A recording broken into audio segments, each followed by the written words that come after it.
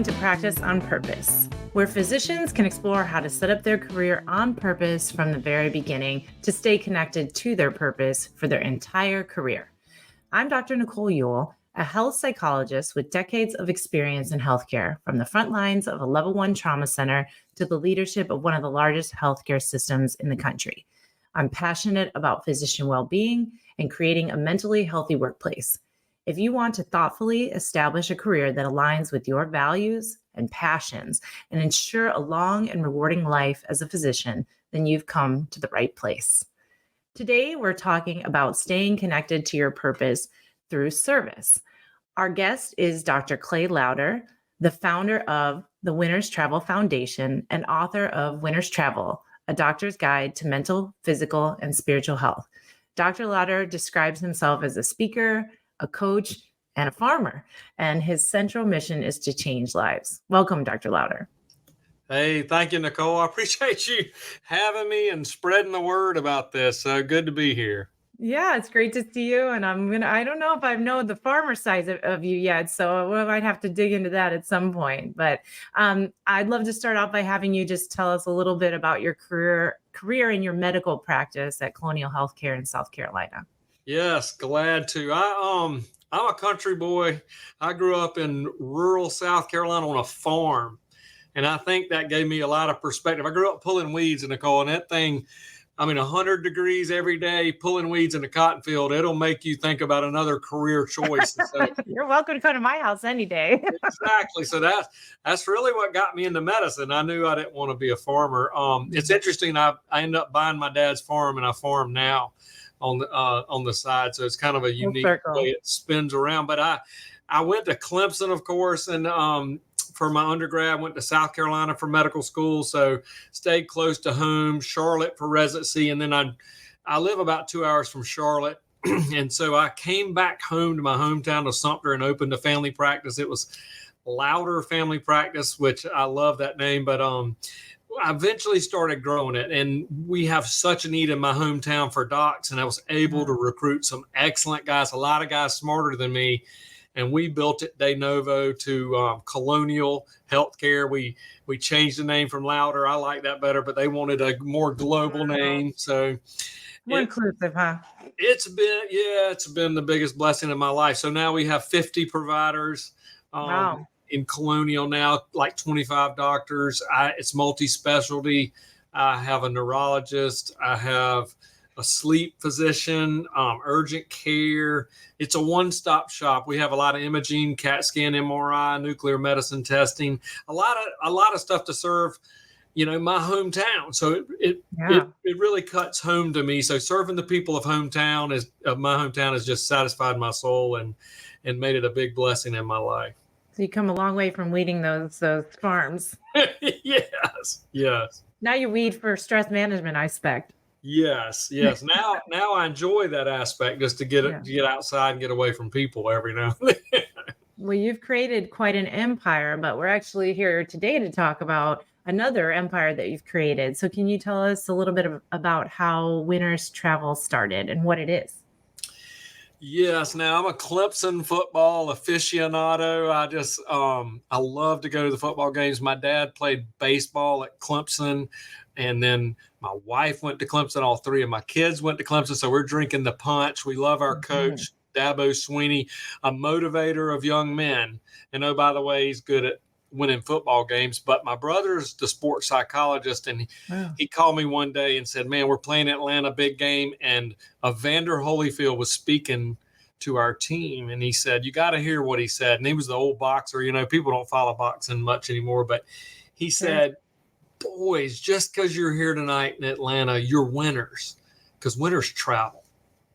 Winners travel. Said losers sit at home. So spend the rest of your life traveling, looking for something, grow your families to see the world, to get out there, because travel really does do something for you. And to try to help these guys become, men to really grow into that role. And it flew all over me. I was kind of writing all my short stories and I put them together in a book, Winter's Travel, A Doctor's Guide to Mental, Physical, and Spiritual Health, because I believe you got to have all three to be healthy. I've been coaching my patients in those three things for years. And so I have put it out there that I think people need travel. And for your audience, and I love what you're doing for young doctors and healthcare professionals, because nobody really stops to say, hey, you're getting into some crap for the rest of your life. Yeah, it's a big deal, right? It is. And you got to have a game plan. What's your game plan? So my book is about game planning your life. So it's perfect for young medical professionals to get into, to have a game plan, because if you don't watch it, you're going to react to, hey, I'm just here to see patients tomorrow, and you're not going to plan your future. You're not going to invest your money. You're not going to see the world. And guess what? You can't wait till you're old like me to start doing it. You need to be doing some of these things when you're younger. And so my advice for your crowd is winter's travel. Mm-hmm. Where are you going? What's your game plan? What do you want to see in your life? I read a book, Lou Holtz, he coached at South Carolina, but top 100 things he wanted to see in his lifetime. Mm-hmm. And I would encourage your audience, that's what winter's travel is all about, is writing that thing out and really focusing on something you want to see. And then that written goal is what will change your life and change it. You have to start now, because medicine will gobble you up. These patients will gobble you up. They just about gobbled me up so much I couldn't do the podcast because I was behind. But so you just learn to react every day. You're not going to ever plan your future. So that's, in a nutshell, best I can do with it. So you're really advocating for having a plan, knowing what the path should look like, trying to keep it on that path, and having that kind of strategy laid out for people to achieve their health goals. But you took this little step further. Actually, I just want to say that I must be a big winner, because I love to travel. So I guess I'm winning all the time. You're a big winner. You're doing this to help people too. So that's my big addiction. But you also took this theme a little further, and you started looking at people who you thought really should benefit or would benefit from travel. And you started a Winter's Travel Foundation. Want to say anything about that? Oh man, that changed my life. I had an autistic patient long ago, 10 or 12 years ago, and I just watched his mom take care of him. I can't even talk about it, Nicole, because it just gets me. But I watched him, she takes care of him relentlessly. She's a lifer. She's a lifer. She can't even think about it. They can't even go out to eat. Right. You got the guy there you got to take care of. And it dawned on me how lucky I was to be able to just take off and go with my family or go to a Clemson game, and these guys can't do it. And so I started making that happen. And it's kind of like Make-A-Wish for the caretakers. And I started sending them on trips, and I sent her to Disney, and I just did it privately. And then when I wrote my book, I made it into a foundation. It's a 501c3. I covered any donations. If you want to send a caretaker on a trip, you send Winter's Travel the money and we'll make it happen. It's the best thing you could ever do with your money, and to watch them. I mean, I cry every time I give away a trip, and we've really ramped it up lately. I had an incident about a year ago where an autistic guy tore his aunt up in the room after we'd given him a shot. I'd seen him for 25 years now, watched him kind of grow up, and he just goes crazy over it after a shot. Never did that before. And she was bleeding out her eyelid, and her hair's all ripped out. And I thought I was going to put a suture in her eyelid, and I'm looking at her. Well, he jumps down and jumps on me and ripped my arm up, bit me. I was like, boy, wow. You're in trouble. And finally get a shot in him and get him calmed down. Those situations can get really bad. And he didn't mean to do it. He was just, he's autistic. He didn't know. And after he calmed down, I walked them out to the car, and Nicole, she strapped them in on the seat belts. She's got another nephew she takes care of that's autistic, and she gave me a hug and said, Dr. Lowder, don't worry, it happens all the time. I'm used to it. And it just hit me in the heart again. I said, I got to get refocused on Winter's Travel. And I did a TikTok right when I was emotional, 4 million views, and went viral. people gave me $10 at a time. We raised a bunch of money. We've given away about 10 or 15 trips off of that one inspiring video. So it's pretty, you ought to check it out and see it. And it just fired me up that I need to be these people's advocate. We sent his aunt on a trip. And so it's been a joy to kind of, I don't even know where that really came from, except for I just started providing for those people. And, they need travel too. Yeah. They need a break, right? And they need to refill their cup. And how logistically, how do you manage because obviously they're a caretaker. How do you help them manage the caretaking needs while they get that time away? Yeah, that's the hard part. So most of them won't go. I would say 60, 70% say I'm not doing it. Mm-hmm. And they love that kid so much, and they know they're the best at keeping them healthy. They don't want to go. But when we step in, I'm a medical professional. I have a team. I have nurses. I pay for medical care 24/7 so they can go. It gets a little pricey, but you have to do that for them to get rest. And guess what? They probably got one chance on earth to go on a trip like that. So that's where my heart is, and we provide for those people. And so you have been raising money with that TikTok and with other things. I think I recall you saying once that you've done a few talks to bigger crowds with bigger pocketbooks. And do you feel like it's been, once you got started, you're a very enthusiastic person. Do you feel like it's been kind of building itself, or do you think it's still pretty hard to raise funds for this? Well, I mean, not when I tell the story of Winter's Travel and helping people like this, people give. They give with their heart, and I just need to tell the story more. I'm trying to be a motivational speaker like you and inspire other people, and so I'm trying to use that platform. And I mean, that's a struggle. I don't mind telling you, as a busy medical professional, and taking care of people in my hometown, and so I need your advice on how do I separate those and how do I move forward in those kind of areas. I think that's an important thing to emphasize here for our listeners, is that this isn't what you do full time. You work full time.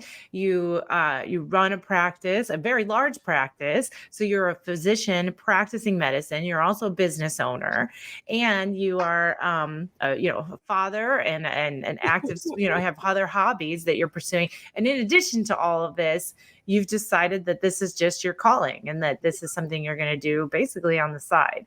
I think you have to, I don't know if I have any great answers, but I'm just thinking about, you have to set aside time, right? It's all about scheduling time and saying, at this time, I'm going to shut everything else off and, focus on this thing. Right. Yeah. I think so too. I've been attacking it a little bit like I would encourage your listeners to attack it. I have a written set of goals on my mirror. And I really think that changed my life. Somebody taught me how to do that a long time ago, and you ought to see my mirror. And guys, I'll tell you as young providers that a written set of goals in your mirrors will change your life. Write your top things mentally, physically, spiritually, travel, financially. Where are you going? What's your game plan? What do you want out of life? You can dictate it.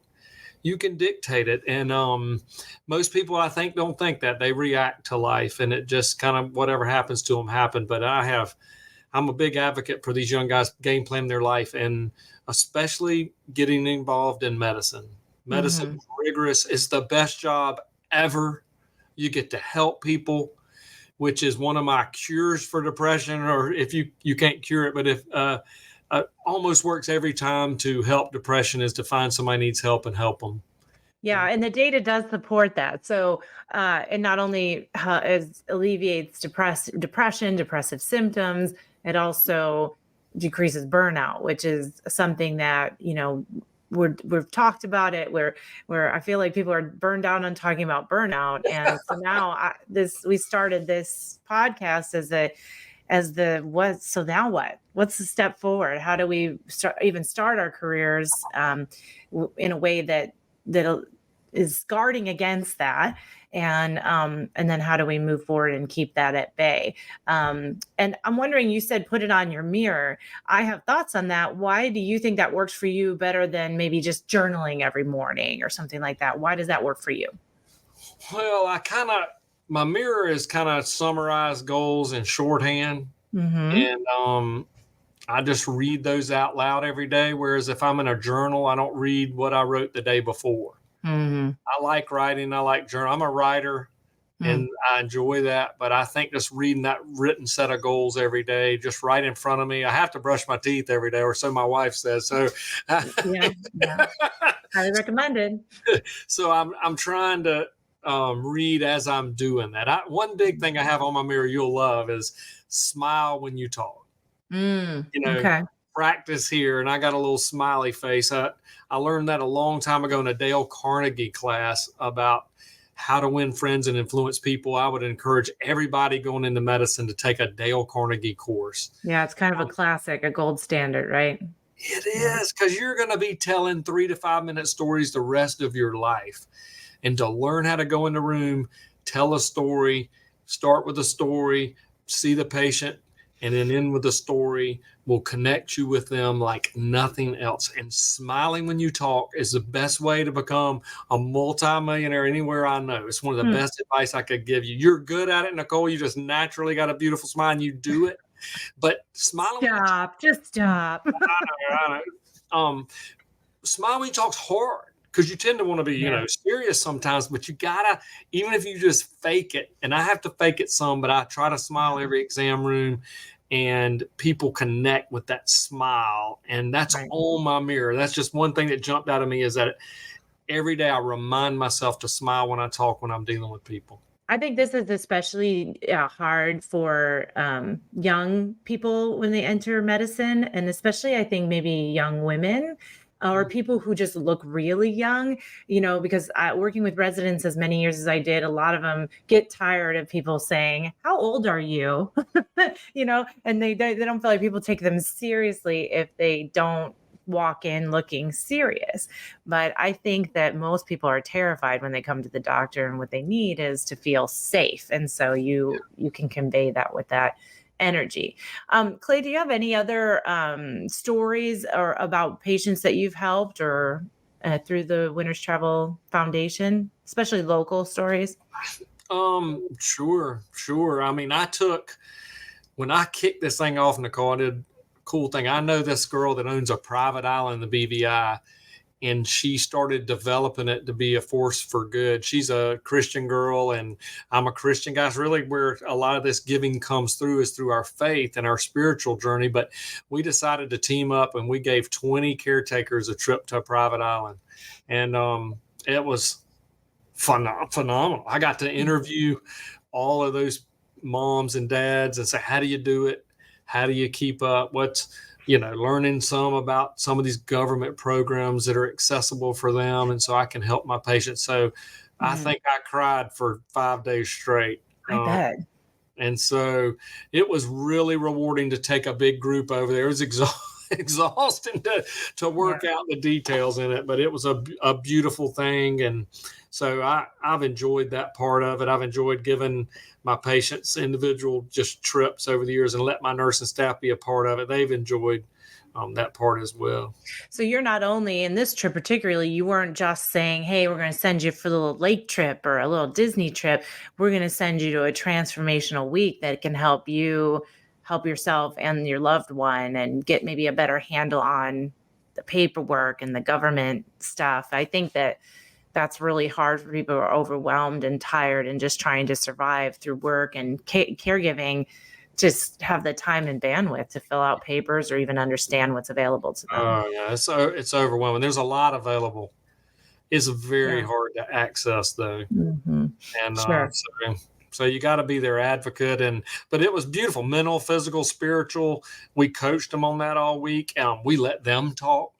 We Mhm. made them present, which was way more powerful than me, giving a rah-rah Yeah. speech. Just listening to those guys and learning from what they had to say about perseverance and life. I was Mhm. like, oh my gosh, I don't have any problems. I don't have Mhm. so it was a beautiful thing. I know, by the way, we're on a private island, in the Not so middle bad. in the Caribbean. Yeah. Yeah. So, And they probably learned a lot from each other and supported each other, and maybe they made relationships with other people who really understand what they're going through, and maybe those relationships lasted beyond that time. They did. They did. I hope it did. Now you've taken that private island access and done some other interesting things with that. So even though our listeners may think, my goodness, what a great guy, he's done this great thing, you've taken this even further beyond caregivers and started working with another special group of people and started a program called Heal the Heroes. You want to tell us about that? Yes, I can. I don't take the credit for that. I think this is a God thing. I don't think I could have dreamed this up, but I'm a big supporter of the United States and the freedom that I enjoy every day, and that didn't come free. And so I support veterans. I really do. I just think thank you for my freedom. Thank you for my ability to be able to do this in the US and to be able to travel. I'm just a grateful person. And so I've sent about 125 veterans now to that same private island. So Brittany, the girl who owns a private island, married this Green Beret named Jeremy, just two of my best friends. And so we kind of just brainstormed it one day. Yes, let's do this. And let's do this. Just those kind of excited brainstorming. And we came up with Heal the Heroes. And it's 5 days of rest, relaxation, respite, mental, physical, spiritual health. And then we do a year-long program once they get out called G-Force, where they get coached all year. They need help, just like any sector of America. They need help financially. They need help. They need somebody to run ideas off. And some of these guys are suicidal and in a bad spot. And so I love to think that we've made a huge difference, just one life at a time, into that. And so that's been a really rewarding thing as well. And your website has some really amazing videos to show what kind of adventures these people have. I mean, these veterans aren't just sitting around in group therapy hugging each other. They're doing all sorts of crazy stuff. They've got I was thinking, my gosh, look at this boot camp workout they have to do in the morning, and they get up and they're working out on the beach, and then I think there's some animals running around that island somewhere. And oh yeah, she's got zebras and horses and turtles, and yeah, they about kill me with those workouts because I'm not a veteran. They love that kind of stuff. That's just the way they start their day. But it was good for me to get up and have to go through it and endure it. And they do dedication workouts. They dedicate it to somebody that they lost in battle. And so you put a little emotion in that workout, you can grab an extra gear. I'm telling you. So there's really symbolism and depth integrated into the whole experience. Every second is planned. I've never seen anything like it. And it's Brittany is really driven to keep that program going. She's even gotten into trafficking and repurposing some of these guys to go help that in areas of the world. They do a lot of mission trips. So it's been a good way for us to come together and work on. And it might be easy for people listening to say, oh, well, this woman owns an island. It's probably easy for her to help people, but she did not start off owning an island. She has kind of an interesting story as well. I don't know if you're comfortable sharing that.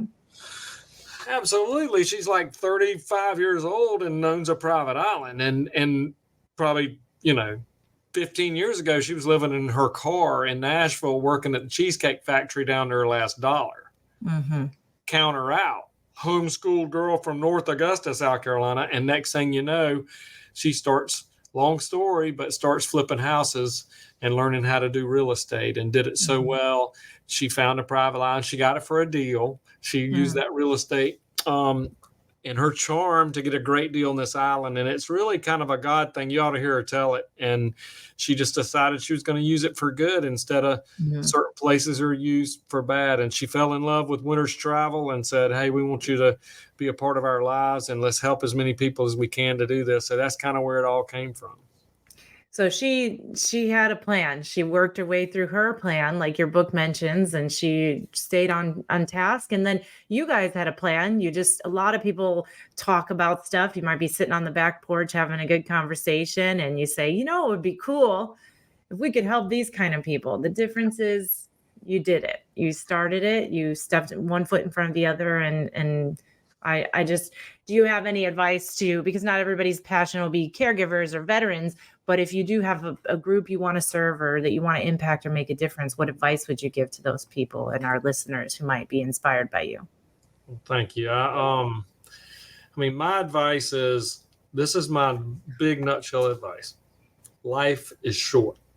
It's short. And I don't care if you're 20 or 80, it goes by really fast. I got 80-year-olds, and I ask them all the time, how quick is life going for you?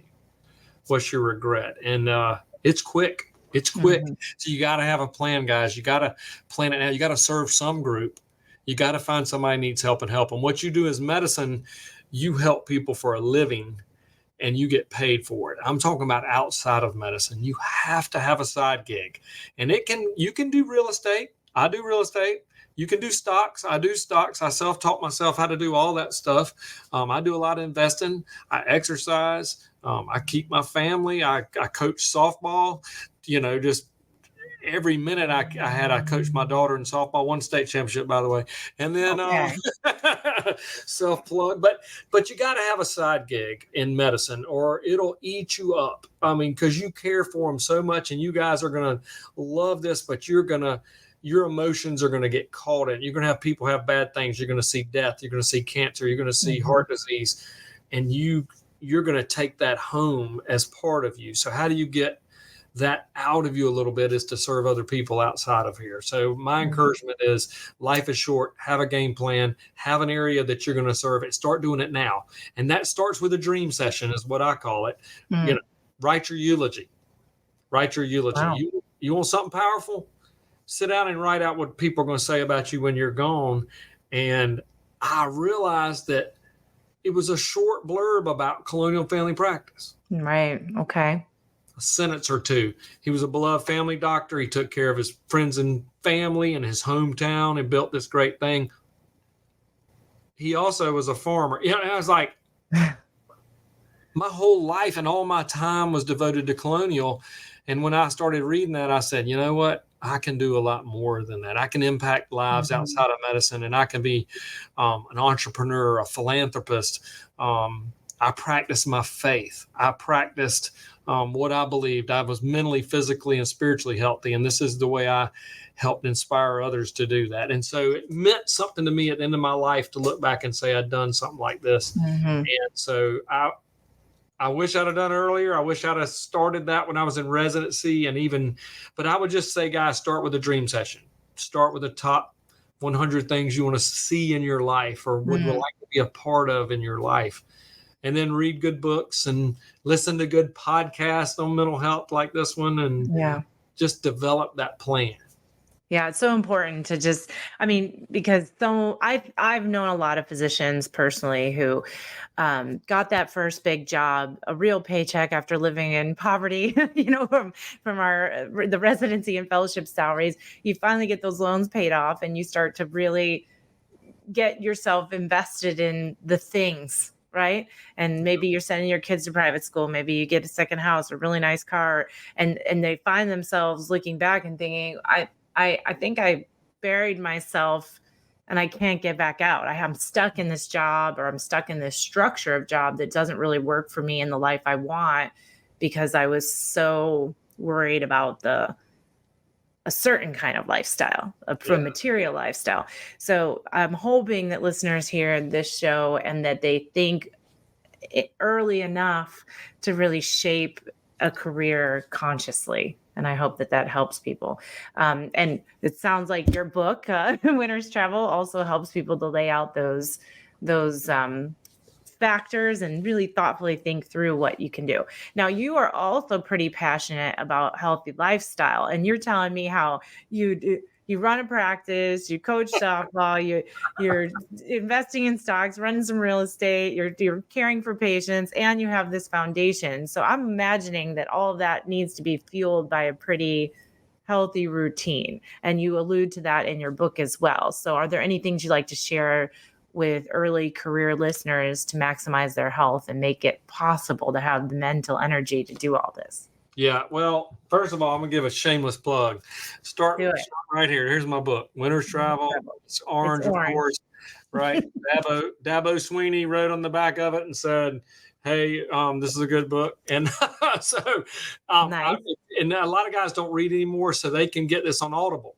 And I took the time to read it out loud. So dadgummit, you better go listen to it. Yeah. But in the back of it, it lists what good habits do you practice? You know, and it gives you a place to dream. And it talks about a compliment game with your family and a winter's travel dinner. I'm not going to tell you what those are. To know what that is, you got to read this book. But this book is an outline of goal setting and dreaming for your life, and setting a routine and eating right and paying attention to your health physically is important as a physician.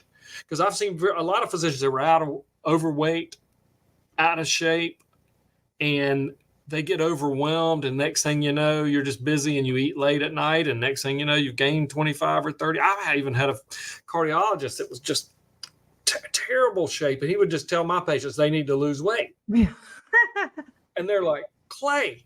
Meanwhile, he has 2 Mountain Dews, one in each jacket pocket, and a granola bar stuffed in the other lab coat pocket, right? Yeah. So early on, you got to, and I think this generation is starting to pay attention to this, that, you know, you got to eat right. You got to deny yourself. You got to make yourself exercise. I have to exercise. I just have to do it. I've been really into pickleball lately. That thing is just flung a crave on me, but it is so much fun. It's great exercise, but I try to do something a little bit every day. It doesn't have to be perfect. I try to cross train and do different things. I try to eat right. Probably 5 out of 7 days, you got to have a cheat day. Yeah. But just denying myself carbs, something as simple as that makes me feel better about myself. I have to go to the grocery store. I have to get on the outside of the aisle. I have to grab a salad and some steaks instead of grabbing a donut or something in the middle. I have to, you know, I told a patient today, just thinking about your weight helps depression as well.